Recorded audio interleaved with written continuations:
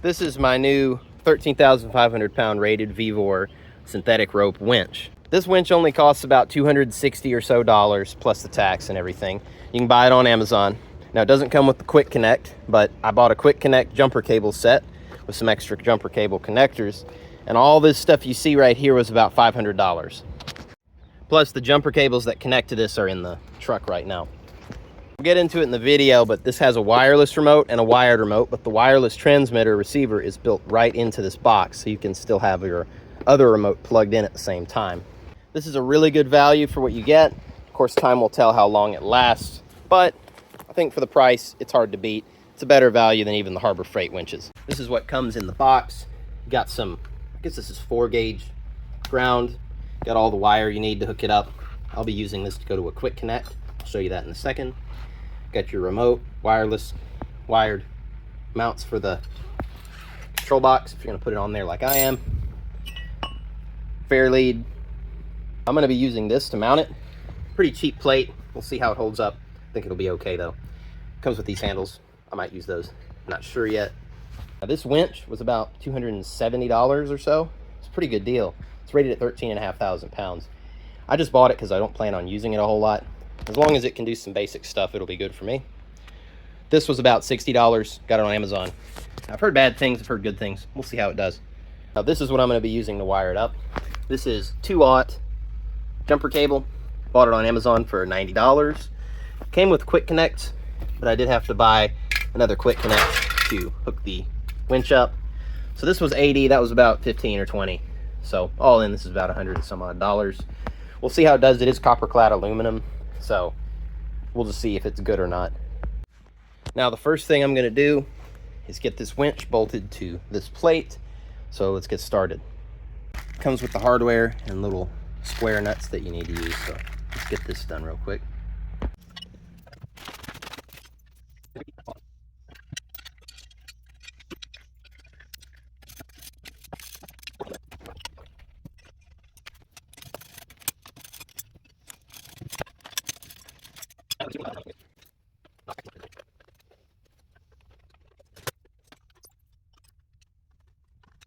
The wiring is pretty simple, just color match, tighten the terminals down, and then slide these little covers over it.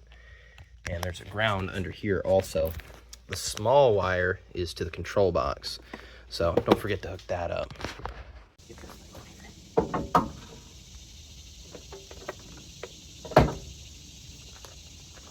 Okay, that looks good. So here's the winch in place. I've just got it butted up against the stop there. It looks pretty good where it is, actually. Got a decent gap between the bumper. The only problem is the brush guard slightly hits the control box, but I'll deal with that in a minute and I'll show you what I'm going to do with it. But for now, I'm just going to make sure this thing's pressed up all the way, and then I'm going to use a silver Sharpie to mark where I need to drill the pin. It's hard to show on camera, but you get the idea.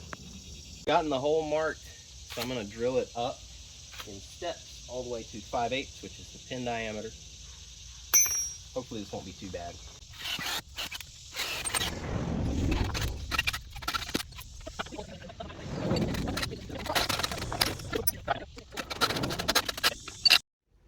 This is what I'm doing to move the control box forward. I've just got it clamped in the vise.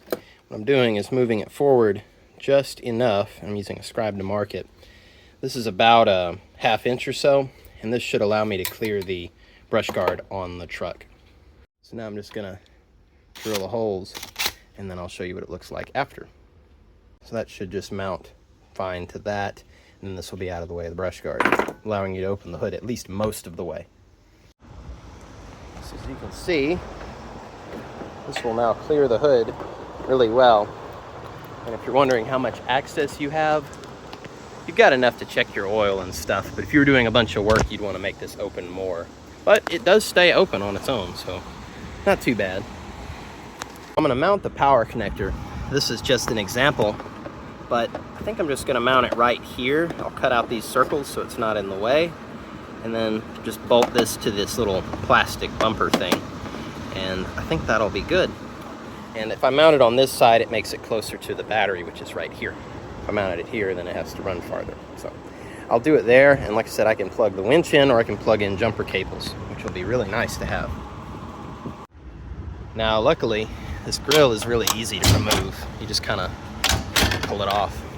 So now I'm going to cut this with an angle grinder. So I cut it out with an angle grinder. Now I'm trying to determine how far out I want this to stick. I think I'm going to do it where this end is basically flush. Now the one I'm putting here is going to be black. This one's just an example to drill the holes and everything, but I think that's going to look real nice just where it is. Okay, so what I'm doing here is I'm just using a pick tool and I'm heating it up. So that way all you have to do is stick a drill in here and drill these holes out larger. And all I did to get that position was just estimate and then remove the grill real quick. Here's what I'm going to be using to crimp the connectors, this huge cricket. And I've already stripped off the terminal as long as I want it to be. I'm just going to slide this over. This is for those Anderson type quick connects. In here, get all the weights in there. That. And you just crimp it down.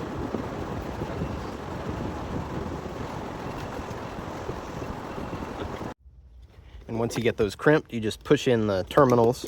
Make sure you get the positive and negative in the correct spot, because they're marked on this terminal here.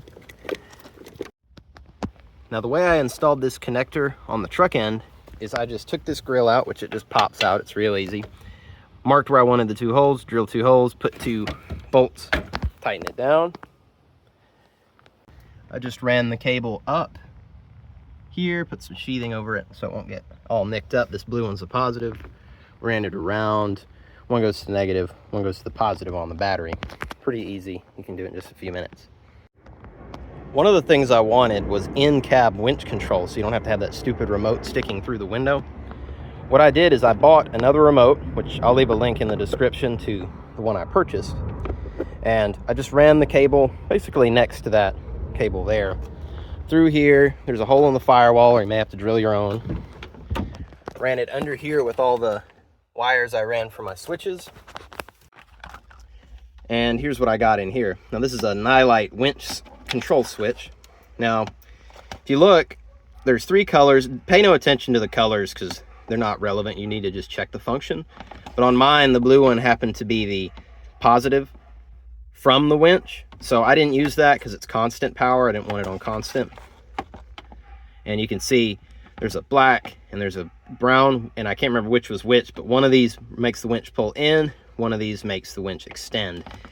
And I just ran it into here, following the wiring diagram on the switch. And now that I've got this done, I can just press this button when the key is on and the winch is plugged in, and it'll retract or extend the winch. So now I'm just going to snap this thing in here, but it works very, very well. Got all the wires fed back there. A little bit of a tight fit, but it'll click in there anyway. Just like that. So now if you're just in the truck, you can press these buttons to control the winch. Pretty cool. A lot of people like to add disconnects for their winch, but I find this is just easier. All you have to do is plug this in right here, and then your winch is ready to go. I've already got the control wire into the cab hooked up, and this controller doesn't require you to plug in a transmitter for the wireless. So if you want the remote, you can have that clipped on your belt and still control this wirelessly and have the cab controls hooked up. So let me show you how this thing works. The controls on this thing are just like any other winch. Take the clutch out and then you can just pull the line. And to test it, I'm just going to hook it to the bumper. This isn't a high stress pull, so it won't hurt anything.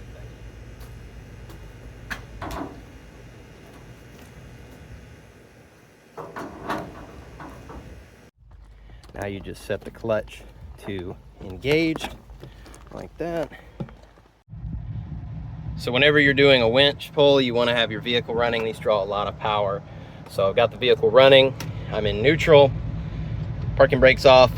Now let's go ahead and pull in.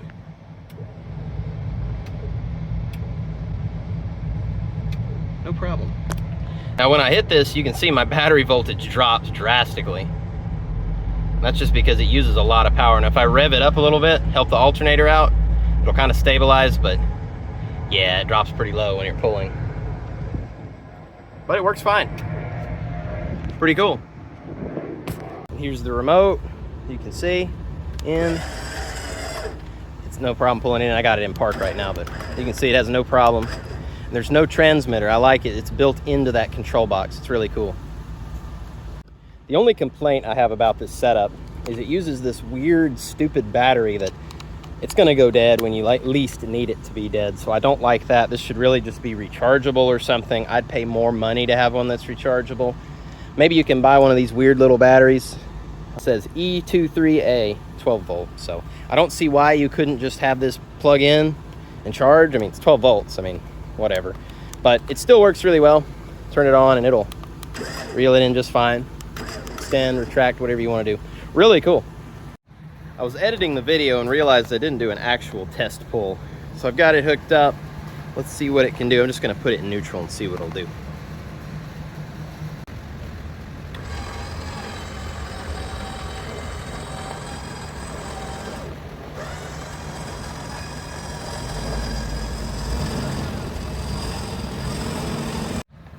Okay, you get the point. It has no problem pulling a vehicle that's in neutral. I'm going to put this in park, and we're going to see if it can chug this thing backwards a little bit. And I know it's on gravel, but it'll be a good test anyway.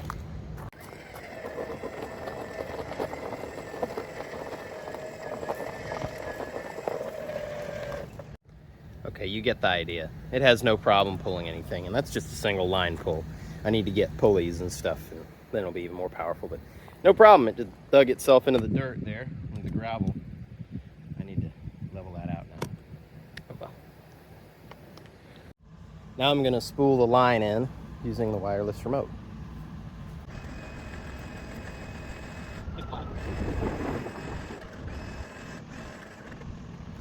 So spooling in all that line took roughly a minute and a half if you include the time I waited. Like I said, this is about 60 feet or so. That's pretty good.